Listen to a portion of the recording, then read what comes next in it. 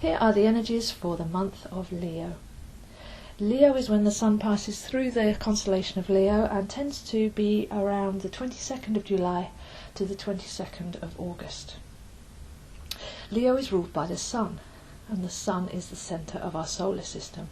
So we're looking at the core radiant centre energies outside in our planetary bodies, but also inside our body in the heart and the solar plexus. So this is a great time to rekindle the fires inside, to really radiate your confidence from the centre of your being and enjoy and express your life force energy. It's a very golden five-pointed star kind of a feeling to stand up straight, to be confident and to enjoy the sun at its height and at its warmest.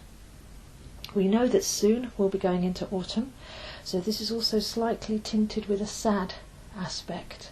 And the corn harvest was brought in at this time of year, normally around the 1st of August, and the Celtic festival Lunasad was on the 1st of August dedicated to the sun god Lu, who sacrifices himself in order that we can have the corn. And poppies grew in the fields representing the blood of the sacrificed king. So this is a very happy and golden and radiant aspect, but with the view that the sun is now going to be in its decline. So it's got that kind of knowledge and awareness. Leo is the lion, which is all about pride and glory and kingliness. It's a very regal aspect, and the fixed star in the constellation of Leo is called Regulus. And this is where we get Rex and royal and all of our royal words from, the Leo constellation.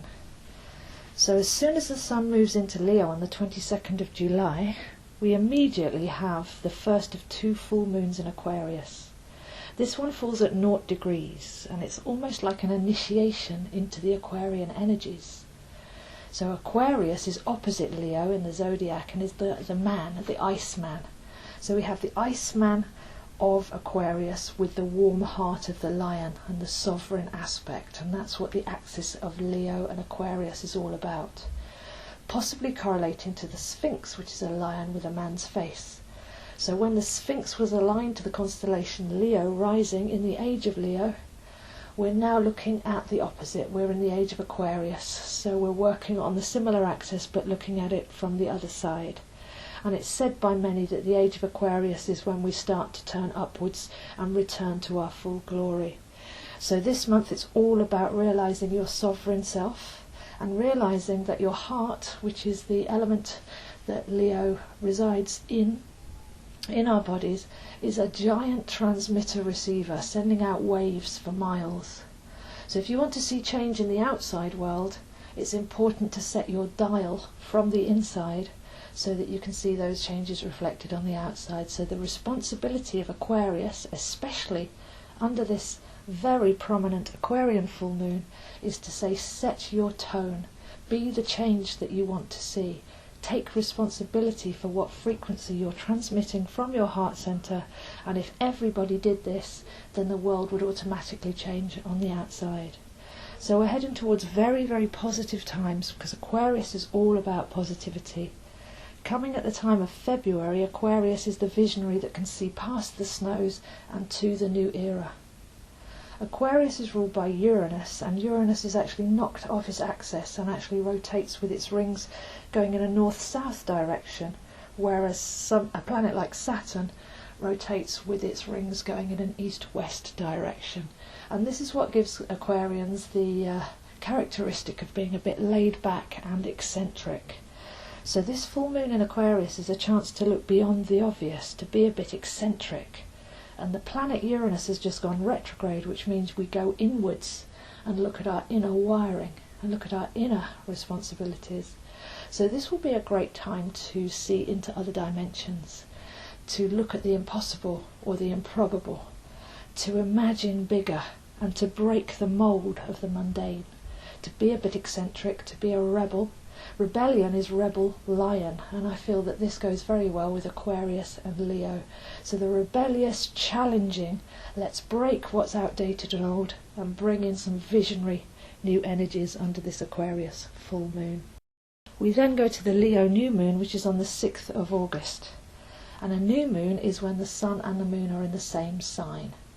So this is Leo Sun and Leo Moon. And a new moon opens up a 2-week window where we can initiate new projects and we can begin new ways of being. So this is a double Leo energy coming in right in the middle of the month, and this is really going to be a very golden time to create. It's all about passion and creativity with the element of fire, and to actually listen to your heart's desire. Sometimes we're busy producing and creating, but it's from a very old plan, and this is going to be a great time for us to actually reconnect with what our heart says matters, and what we really feel, and what we really take responsibility for, and what we really want to see come into being. So there's quite a social aspect to this month. It's not all about in our personal lives. This is about visioning a world and then radiating those energies out so that we can actually affect what's going on the outside. And the Leo new moon is a very powerful 2-week window, so that's from the 6th of August through to the 21st of August, when we can really radiate, initiate and create with those solar energies. At the end of the month we have the 2nd full moon in Aquarius. Now some people think that if it's 2 full moons in a month, that makes it a blue moon.